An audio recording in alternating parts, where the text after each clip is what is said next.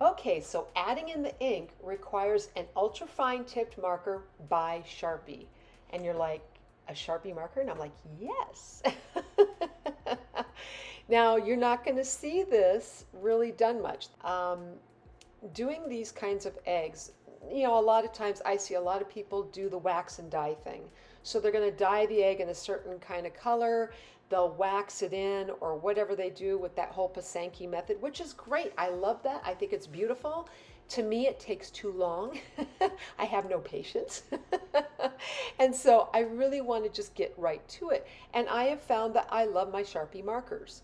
So I will go in and I will use a Sharpie marker to kind of just draw out my design in my black ink.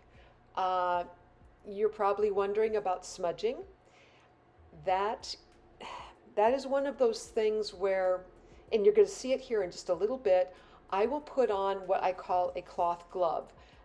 During the time, it was actually used in photography studios and stuff when they were handling prints. They would use like a soft cloth glove. You can look in, like, for instance, your cosmetics aisles and stuff at your local grocery stores or wherever. They usually have these little cloth gloves, or even cheesecloth type gloves that will work too. But this way, then it won't smear, it won't smudge. I'm not using one right away, and a lot of that is because I don't have a lot of ink on this egg yet. The more I get into this egg, I'm going to need that little cloth glove, so I'm not putting the oils onto this egg, and it makes it a little bit harder to deal with.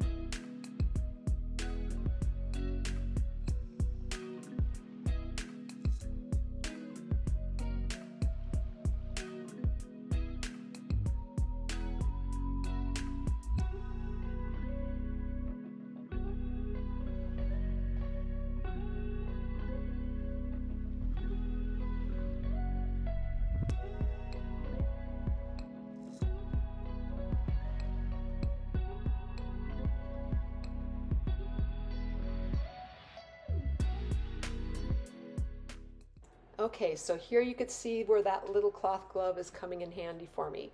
I've started to get more ink on this egg, and I need to make sure that I don't smudge it too much. Now, that being said, you're still going to get ink onto your glove. You're still going to have where some of this comes off a little bit, but you're going to go and be doing touch-ups as we go along as well. Okay, so here I'm going to start putting in that little checker in that little double line. Now, your line, if you're going around this and you're doing this freehand, you're like going, well, it's going to be really rugged, it's going to be really bumpy. That's okay, because when you start putting the checker in between that little tiny, those two little lines, that suddenly kind of goes away a little bit. It's not nearly as uneven. And if you're really worried about, okay, how do I keep this straight? Use short lines. So in other words, when you're drawing this, don't draw a big long line around to make your circle. Do short little lines to make that circle, and try to make it where they'll all sort of meet up eventually.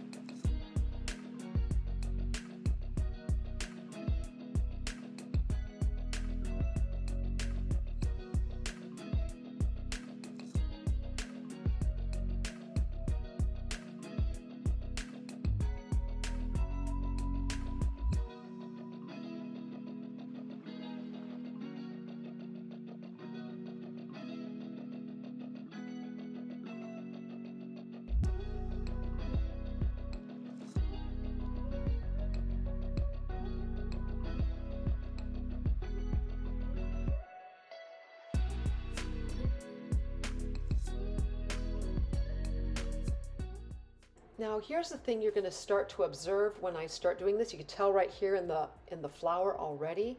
I have some darkened areas where it's mainly just black ink. And I like to take where, say the line comes right up to the center part of your flower, I like to kind of veer it off into like a V.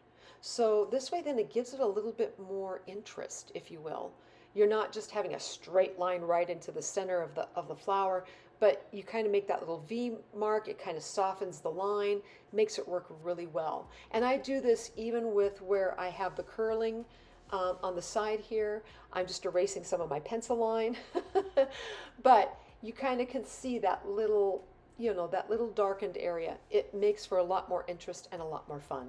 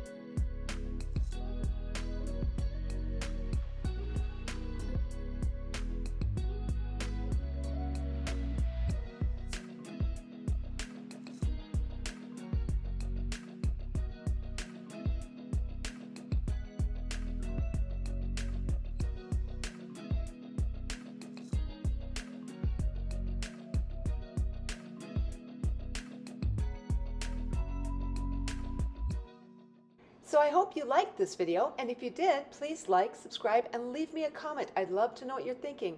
And as always, I am sending out my biggest hugs to each of you. And from the Eggcentric Egg Lady, I hope you have a fantastic day.